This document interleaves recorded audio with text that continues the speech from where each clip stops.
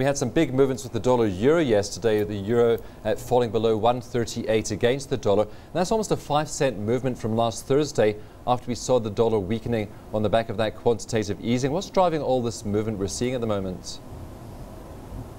Good morning, Stephen. Well, yes, the dollar did weaken initially in the wake of the FOMC last week because obviously the market was concerned that the Fed was going to be pumping a lot more dollars into the system by buying those US Treasuries. But now, given all the criticism that the US Fed has received for this quantitative easing measures, it's no surprise now that the market is starting to question whether or not the Fed will get away with actually buying up all those US Treasuries. They might be coerced into reducing the amount of quantitative easing that they initially have put on the table. So that $600 billion might not actually materialize. And of course, we will be waiting to see what comes out of this G20 meeting to see if there is indeed a lot of pressure on the US to curb their quantitative easing measures.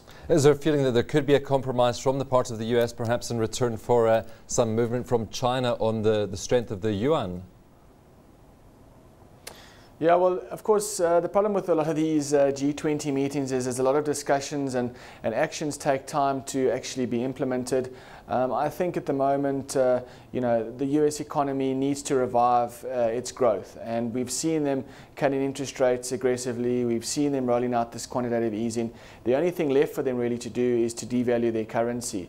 And although there's a lot of criticism surrounding that, I think it's also important to mention that without the US consumer alive and kicking, the global economy is going to struggle to recover.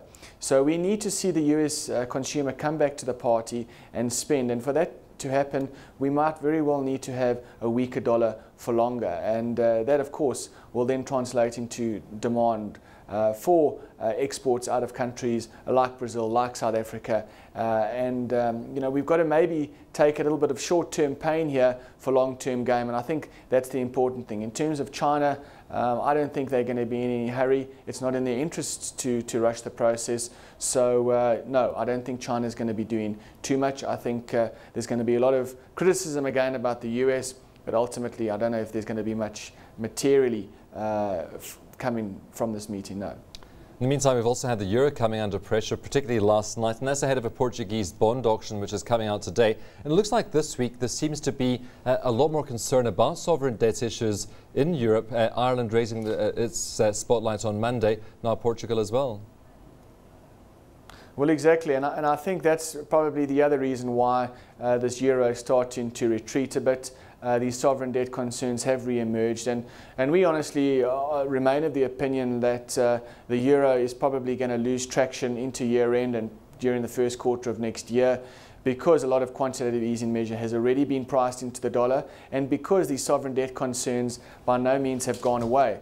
I think we've got to realize that a lot of these countries are still heavily indebted, and for them to, you know, apply their stringent austerity packages, it's going to cost those regions in terms of economic growth.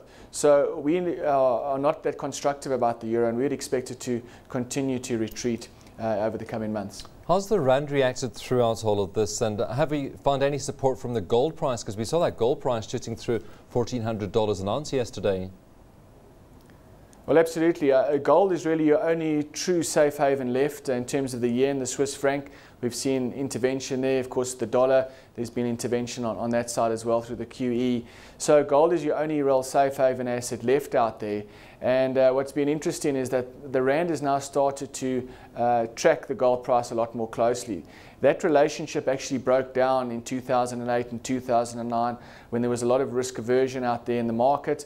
But subsequently, we've seen that relationship coming back, and the gold price, when it's strengthened, the rand has tended to strengthen as well. So that relationship coming back to its long-term relationship. And what's very interesting is that the gold price has also been rising in rand terms, which has got huge bearing for the South African economy, positive bearing, because it means that our miners are going to be not only generating more revenue, but their profit margin should also improve, because the rand price of gold is improving, not just the gold price in dollar terms.